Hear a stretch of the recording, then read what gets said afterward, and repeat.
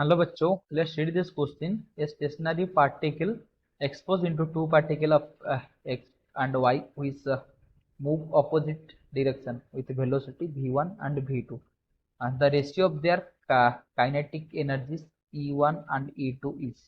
तो क्वेश्चन में क्या बोल रहा है? क्वेश्चन में बोल रहा है कि एक स्टेशनरी पार्टिकल था, तो वो एक्सपोज हो गया, एक्सप्लोड हो गया। तो एक्सप्लोड होने से क्या हुआ?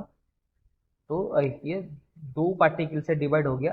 तो जिसका एक पार्टिकल का मास है एक्स और जो दूसरी पार्टिकल है उसकी मास है Y, moves in opposite direction with velocity v1 and v2। तो ये जो पार्टिकल है ये कुछ मूव किया v1 से और ये मूव किया v2 से। The ratio of their kinetic energy, तो हम दोनों की इस काइनेटिक एनर्जी का रेशियो निकालना है। तो उसके लिए जो की कंसेप्ट है,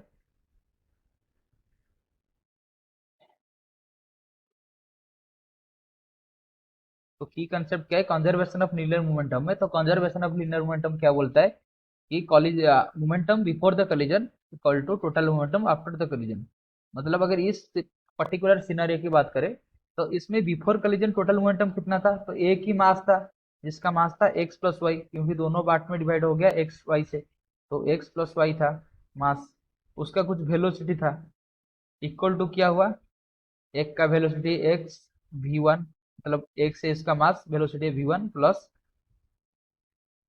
वाई वी टू, वाई है सेकेंड का मास उसका वेलोसिटी। तो ये हो गया total momentum after the collision, ये इक्वल होना चाहिए। तो पहले जो मास था वो स्टेशनरी था, मतलब उसका मोमेंटम जीरो था।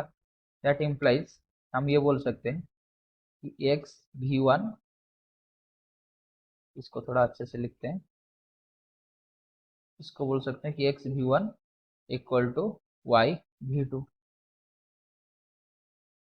ये हो गया। तो हमको भी क्या फाइंड करना है? हमको पता चला कि जो दो पार्टिकल है उनका मोमेंटम सेम है। तो मोमेंटम सेम है तो हमको क्या चाहिए? Ratio of their kinetic energy. तो हमको एक की कंसेप्ट चाहिए। तो वो की कंसेप्ट क्या बोलता है कि जो काइनेटिक एनर्जी होता है वो होता है पी स्क्वायर बाई 2m। तो ये कहाँ से है इसको हम प्रूव भी कर सकते हैं कि जो p है, p इधर मोमेंटम है, ये क्या है? M V. तो पी स्क्वायर क्या हो जाएगा? M square V square. That implies P square by 2m कितना होगा? तो ये हो जाएगा m, एक m से कैंसिल हो जाएगा, 1/2 रह गया, ये और ऊपर आ गया m वी स्क्वायर से वी स्क्वायर, जो कि काइनेटिक एनर्जी। वो आ गया काइनेटिक एनर्जी का ये फॉर्मूला है। तो ये जो X V one equal to I V two है, मान लीजिए उसको p मान लीजिए, ये मोमेंटम है, दोनों का मोमेंटम सेम है।